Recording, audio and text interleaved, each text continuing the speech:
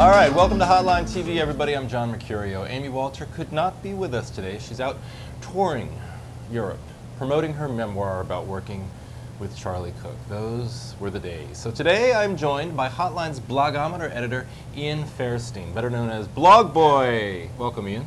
Good to be here, John. Good to have you. All right, today we're going to do a new segment called John versus the blogs. Our producers are going to call out a news item, and then I'm going to give my take, and then Ian, Blog Boy, is going to tell us the blogosphere's take on said item. And if those takes do match, you're going to hear up. And if they don't, you're going to hear. All right, so producer, what is the very first topic? Are the Democrats self-destructing? All right, look, sure, I think that this is not a really good time for Democrats, but I think I'm probably the only person in Washington who who realizes that there's going to be a nomination, and then there's going to be a good, 2 or 3 months where they're going to actually have time to focus the race. And I think that if people had a little more foresight or a little more long-term view of this thing, they'd realize that we're going to get beyond this nomination. There will be a nominee, and all of this back and forth is not going to hurt. And they got to realize, look, in situations like Pennsylvania, we saw just yesterday, all of this primary fighting, has led to a dramatic increase in voter registration. So that's my take.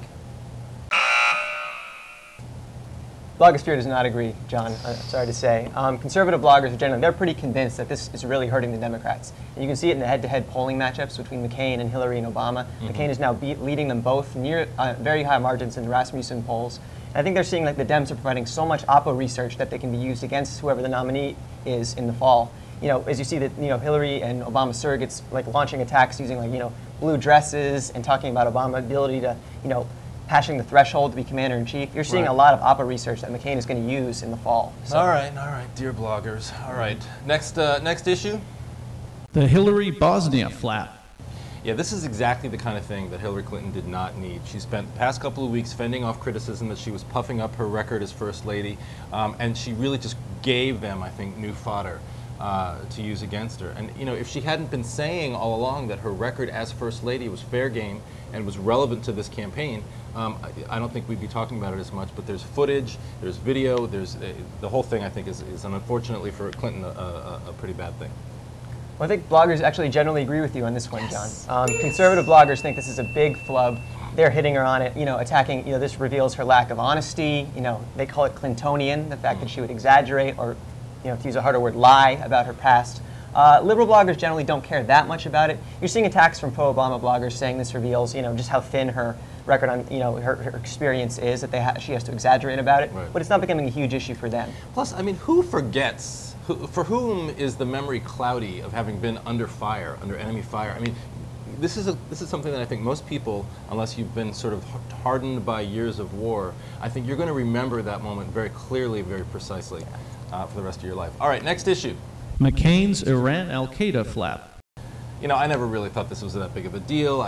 Sure, it sort of overshadowed what could have been a much more successful trip for him, but I think overall he is uniquely able to weather a storm like that, whereas if Obama or Clinton had gone to the Middle East and had the same sort of flub up, they could not have. I think McCain is very well positioned on foreign policy issues and also with the media, I think, to withstand those sorts of attacks. And actually, liberal bloggers would agree with you, but to them, this is what infuriates them about McCain. They feel that he has this credibility in national security, through his 20 years in the Senate and his Vietnam experience, that he can make what they perceive as a pretty serious gaffe. It's like basically alleging that Iran is training Al-Qaeda in Iraq, right, which they perceive as an enormous, huge mistake. And they're saying it's not even a mistake; it's perhaps deliberate. He's trying to, drive up. Right. It didn't come across as deliberate at the time, though, because he had those two allies standing on both sides of him, both of whom tried to correct him. Could it have been less, a factual mistake and more of a sort of a senior moment? I think that is, I think is sort of the subtext to a lot of the conversation. That's the question. All right, next topic. McCain's treatment by the press. Look, I think we saw with that, remember the New York Times story several weeks ago, the 3,600-word front-page quadruple byline story about John McCain and his potentially, allegedly romantic relationships to a lobbyist? story the next morning was gone. It was done, and the whole story became about the New York Times' flawed journalism. McCain is uniquely able to manipulate the media to do something like that. I think much more so than even someone like Barack Obama, and definitely more so than any other Republican out there. Yeah, I think, look, McCain, if McCain and Obama are the nominees, you know, the media is going to have to decide which one of them it's going to pick on, because it loves both of them and is bent over backwards throughout this race